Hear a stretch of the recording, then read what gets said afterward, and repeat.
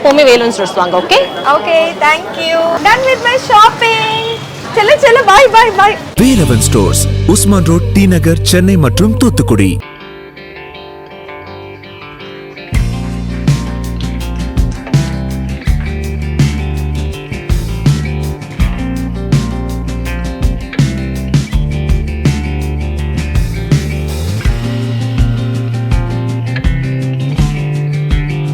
இந்த படத்தை பொறுத்தவரையும் நான் ரொம்ப ஆச்சரியப்பட்டேன். ஹீரோ வந்து சுந்தர் மகரிஷி, அவரே வந்து ரைட்டர், இந்த ஸ்க்ரீன் பிளே அவரே எழுதியிருக்காரு, அவரே நடிச்சிருக்காரு, படத்தில் டான்ஸ் ஆடியிருக்காரு, நிறைய விஷயங்கள், அதாவது ஒரு முக்கியமான ஹீரோ மாதிரி நிறைய விஷயங்கள் அவர் பண்ணியிருக்காரு. பார்க்கும்போதே பரவாயில்ல, ரொம்ப ரிஸ்க் எடுக்கிறாங்கப்பா. ஃபஸ்ட்டு படத்துலேயே ரொம்ப பெரிய ரிஸ்க் எடுத்து நிறைய விஷயம் பண்ணியிருக்காருன்னு தோணுது. சுந்தருக்கு என்னுடைய வாழ்த்துக்கள்.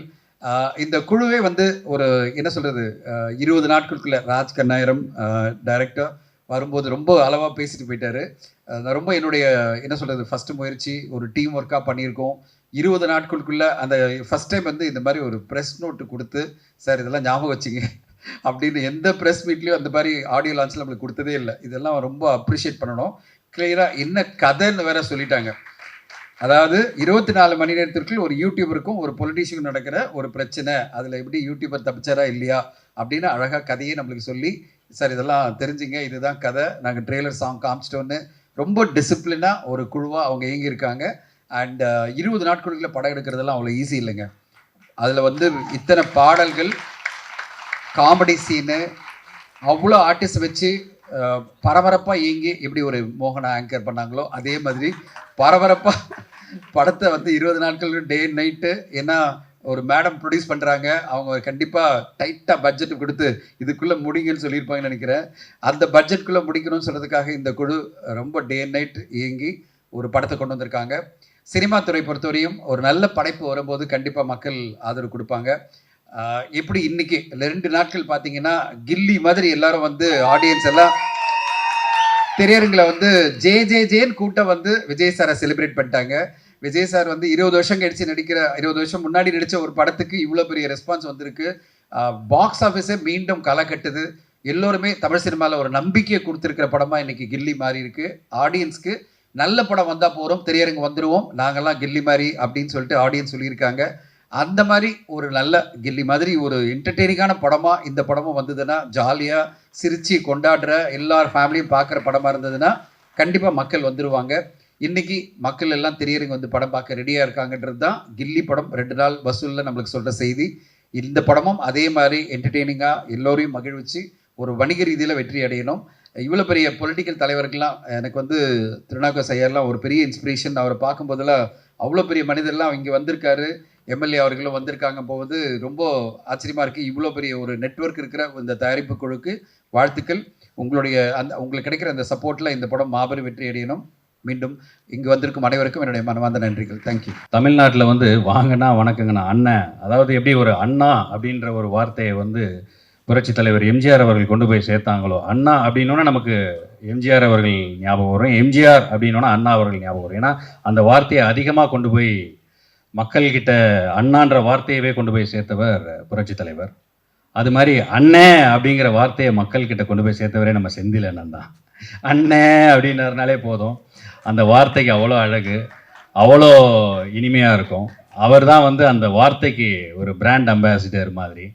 ஸோ எங்களுடைய இனிமையான அன்பான அண்ணன் செந்தில் அவர்கள் இன்றைக்கி வேறு ஏதோ படப்பிடிப்பு காரணமாக அவங்களால இங்கே வர முடியல அப்படின்னு சொன்னாங்க.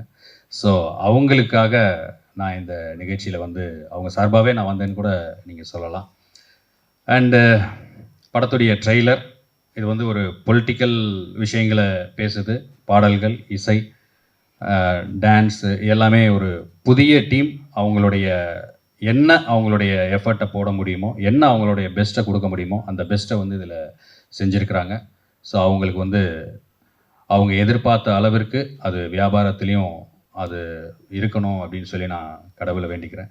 சினிமாங்கிறது வந்துங்க அது காலத்துக்கும் வருமானம் தரக்கூடிய ஒரு ப்ராப்பர்ட்டி. அதை நம்ம சரியாக செஞ்சோன்னு சொன்னால் அது வந்து ப்ராப்பர்ட்டி தான், அது ஒரு இன்டெலெக்சுவல் ப்ராப்பர்ட்டி. அதுக்கு வந்து என்றைக்குமே அது ரெவென்யூ ஜென்ரேட் பண்ணிக்கிட்டே இருக்கும். ஒவ்வொரு டெக்னாலஜி வளர வளர அந்த கண்டென்ட், இப்போது சார் பேசும்போது சொன்னாங்க கில்லி வந்து 20 இயர்ஸ் கழிச்சு இவ்வளோ பெரிய கலெக்ஷன் பண்ணுது அப்படின்னா இட்ஸ் அ ப்ராப்பர்ட்டி. நமக்கு வந்து வருமானம் கொடுக்கும். சமீபத்தில் நான் தொடர்ந்து ஒரு 4-5 வாரமாக நான் வந்து உதயமில் வந்து அந்த ரீரிலீஸ் படங்கள் எல்லாமே நான் பார்க்குறேன். அன்பேவா, சாரி, உலகம் சுற்றும் வாலிபன், 1000, என்னங்க, அடிமை பெண், 1000ல் ஒருவன், வசந்த மாளிகை, கர்ணன், இதெல்லாம் இப்போவும் வந்து ஜனங்க வந்து அவ்வளோ ரசித்து பார்க்குறாங்க. ஏன்னா டிஜிட்டல் டிரான்ஸ்ஃபார்மேஷனில் அந்த படங்களை பார்க்கும்போது அவங்களுடைய அந்த தொழில் நேர்த்தியை பார்த்து நம்ம பிரமிச்சு போகிறோம். என்ன பிரம்மாண்டம்! நம்ம சொல்கிறோம் இல்லையா, இப்போ ஒரு சங்கர் சார் படம்னா பிரம்மாண்டன்றது, அந்த காலத்தில் அவ்வளோ பிரம்மாண்டமாக எப்படி பண்ணாங்க, எவ்வளோ கமிட்டடாக அந்த அந்த பீரியடில் இருந்த டெக்னீஷியன்ஸும் ஆக்டர்ஸும் எவ்வளோ ப்ரொஃபஷனலாக அதை வந்து நேசித்து அந்த ஒரு ஆர்ட்டை செஞ்சுருந்தாங்கன்னா 50 வருஷம் கழிச்சும் இன்னமும் அதை வந்து டிக்கெட் எடுத்து போய் பார்க்குற அந்த ஒரு அதை வந்து ரசிகர்கள் விரும்புகிறாங்க. ஸோ நாம் எந்த வேலை செஞ்சாலும் அதை நேர்த்தியோட, ரொம்ப அக்கறையோட, கவனமாக செஞ்சோன்னு சொன்னால் அதுக்கான ரெவென்யூ டெஃபினட்டாக கிடைக்கும். சினிமா வந்து டெஃபினெட்லி ஒரு லாபம் தரக்கூடிய தொழில் தான். முன்னாடி பேசின ஒரு நண்பர் சொன்னார், ரிலீஸ் டைமில் வந்து சிலர் வந்து என்னை ஏமாற்றிட்டாங்க, இது பண்ணிட்டாங்கன்னு சொல்லி. நீங்கள் யார் ஏமாற்றிட்டாங்கன்னு சொன்னீங்களோ அவங்களை நீங்கள் எக்ஸ்போஸ் பண்ணுங்கள். அப்போ தான் மற்றவங்களுக்கு அது வந்து தெரியும். நம்ம பாட்டுக்கு மனசுக்குள்ளேயே வச்சுட்டு அவங்கள வந்து நீங்கள் திருடங்களை வந்து காட்டி கொடுக்காமல் இருந்தோம்னு சொன்னால் திருடன் திருடிக்கிட்டே இருப்பான். அது வந்து போய்கிட்டே தான் இருக்கும். எந்த ஃபீல்டாகட்டும், அது அரசியலாக இருக்கட்டும், இல்லை சினிமாவாக இருக்கட்டும், இல்லை சங்கங்களாக இருக்கட்டும், எதுவாக இருந்தாலும் இவன் தப்பு பண்ணனா அவன் தப்பு, நிர்வாகத்தில் சரியில்லையா, சரியில்லை, அதை நம்ம சொல்லணும். ஏன்னா இது நமக்கு அதுக்கு பின்னாடி பல பேரோட லைஃப் இருக்குது, எதிர்காலம் இருக்குது, நம்பிக்கை இருக்குது, பல பேரோட வாழ்க்கையே அதில் தான் இருக்குது. ஸோ இதில் தப்பு பண்ணுறாங்கன்னு தெரிஞ்சிச்சுன்னா 2வது வாட்டி அவனை எலெக்ட் பண்ணாதீங்க, தேர்ந்தெடுக்காதீங்க. அப்போ தானே இண்டஸ்ட்ரி நல்லாயிருக்கும். இண்டஸ்ட்ரி நல்லா இருந்தால் தானே நம்ம நல்லா இருக்க முடியும். அதை வந்து நம்ம வந்து சொல்கிறதுக்கு வந்து தயங்கவே கூடாது. அதனுடைய பணிவன்பான வேண்டுகோள். ஸோ இந்த இண்டஸ்ட்ரி வந்து நல்லா இருக்கணும், நிறைய படங்கள் வரணும். வெளி லாங்குவேஜிலேருந்து நம்ம தேட்டருக்கு வந்து படங்கள் வந்து ஓட ஆரம்பிச்சிருக்கு. அதையும் நம்ம வரவேற்கணும். ஏன்னு சொன்னால் நம்ம படங்கள் அங்கே போகும்போது நம்ம வந்து ஏற்றுக்கிறோம், வெளிப்படங்கள் இங்கே வரும்போது அவங்களுக்கான வாய்ப்புகளையும் நம்ம கொடுக்க தான் செய்யணும். ஏன்னா இது ஒரு பேன் இண்டியன் ட்ரெண்டாக இப்போது வந்துக்கிட்டு இருக்கு, வியாபாரம் பெருசாகிக்கிட்டு இருக்கு. ஸோ நம்ம வந்து அதை எப்படி சேர்ந்து செஞ்சு எல்லாரும் ஒற்றுமையாக நம்மளுடைய வியாபாரத்தை விரிவாக்கம் செய்து வருமானத்தை பெருக்கி கொள்ளணும் அப்படின்றதுல நம்மளுடைய கவனம் இருந்தால் நல்லாயிருக்கும். சிலர் சொல்லுவாங்க அவங்களுக்கு தேட்டர் கொடுக்க வேண்டாம், இவங்களுக்கு தேட்டர் கொடுக்க வேண்டாம், சும்மா அவங்க மட்டுமே சம்பாதிக்கிறதுக்காக, இல்லை வந்து அதை வச்சு சும்மா ஒரு 4 ஓட்டு வாங்கிட்டு யாரையும் வந்து பற்றி கவலைப்படாமல் சொல்லுவாங்க. ஸோ இங்கே வந்து எப்பயுமே ஒற்றுமையாக இருந்தால் தான் பலம். ஸோ ஒற்றுமையாக இருந்தால் தான் வெற்றி பெற முடியும். அது எந்த தொழிலாகட்டும், இது பாலிட்டிக்ஸாக கூட இருக்கட்டும், எதுவாக இருந்தாலுமே ஸோ அந்த ஒற்றுமை தான் பலம். ஸோ அனைவரும் ஒற்றுமையாக அன்போடு அன்பை பகிர்ந்து வாழ்வோம் என்று. இப்போ சின்ன படம் பெரிய படம் அந்த பிரச்சனைலாம் கிடையாது. ப்ரொடக்ஷன் காஸ்ட்டு எல்லாமே ரோல், ஃபில்ம் ரோலு அந்த காலம். அதில் டெய்லி செலவு, சாப்பாட்டு செலவு வந்து நான் வந்து இப்போ படித்தது எம்ஜிஆர் ஷூட்டிங்கில் வந்து டெய்லி நல்லா சாப்பாடு போடுவார்னு அவருக்கு பேர் உண்டு. அதே மாதிரி விஜயகாந்த் அவர்கள், விஜயகாந்த் நல்லா சாப்பாடு போடுவார்னு அவருக்கு பேர் உண்டு. அது மாதிரி பொன்மனம் ஃபிலிம்ஸு நல்லா சாப்பாடு போடுவாங்கன்னு பேர் எடுத்தேன். டெய்லியில் என்னெல்லாம் உண்டோ அசைவம் சைவம் எல்லாம் போட்டு சூப்பர் சாப்பாடு போட சொன்னேன். ஆனால் செலவு எவ்வளோ தெரியுமா? 10,000 தான். ஒரு நாளைக்கு ப்ரொடக்ஷன் மேனேஜர்கிட்ட 10,000 ரூபா கொடுத்து விடுவேன். 10,000 ரூபாய்க்குள்ளே இவ்வளோ பெரிய அருமையான சாப்பாடு, பேட்டா கேட்டா எல்லாம் கொடுத்து இப்போ படம் எடுத்த காலம் அந்த காலம். இப்போ 10 லட்ச ரூபா வரைக்கும் போகுது ஒரு நாளைக்கு. ஸோ அப்போ வந்து என்னோட படம் கூட பெரிய படம் தான். பெரிய படம்னா எக்ஸப்ட் ஹீரோ ஹீரோயின் காஸ்ட்டு தவிர அந்த அவங்க சம்பளம் நீங்கள் பார்த்தீங்கன்னா பாக்கி எல்லா செலவும் ஒரே செலவு தான். அப்போது அது எதுலையுமே காம்ப்ரமைஸ் இல்லாமல் எடுத்த படம் அது. நல்லா பண்ணோம். அது சொல்கிற காலம் மாறிக்கிட்டே இருக்குது. என்ன ரோல்லேருந்து ஆரம்பித்து இப்போ டிஜிட்டல் வரைக்கும் இந்த மாதிரி நிறையா டெக்னாலஜிக்கல் மாற்றம், அதே மாதிரி cost of living, cost of expenses, இப்படி எல்லாம் மாறி மாறி நிறையா போயிட்டுருக்கு. இதில் வந்து படம் எடுக்கிறது ஒன்றும் சாதாரணமான விஷயம் இல்லை. இந்த நண்பர்கள் இங்கே சொன்ன மாதிரி இந்த கேசட் ரிலீஸ் பண்ணுறது கூட நிறையா நிகழ்ச்சியில் நான் கலந்துருக்கேன். நான் அங்கெல்லாம் நான் பார்க்கும்போது பார்த்தீங்கன்னா ஒரு 10 பேர் 20 பேர் தான் முன்னாடி உட்காந்துருப்பாங்க. என்னமோ கமலா தேட்டர்லேயே ஃபுல் ஷோவில் உட்காந்துருக்க மாதிரி நிறைய பேர் வந்து உட்காந்துருக்கீங்க. இதே நான் உள்ளே வரும்போது கூட என்னை கூட்டி வரும்போது உள்ளே வரும்போது பார்த்துட்டே வந்தேன், இவ்வளோ க்ரௌடு ஃபுல்லாக இருக்கு, எல்லா சீட்டும் ஃபுல்லாக இருக்கு, ஒரு வேளை ஷோ கில்லியைக்கு ஆள் அனுப்பிட்டாங்களா உள்ள கேட்டேன். கில்லி ஆடியன்ஸா இல்லை வாங்கினா வணக்கண்ணா ஆடியன்ஸான்னு கேட்டேன்.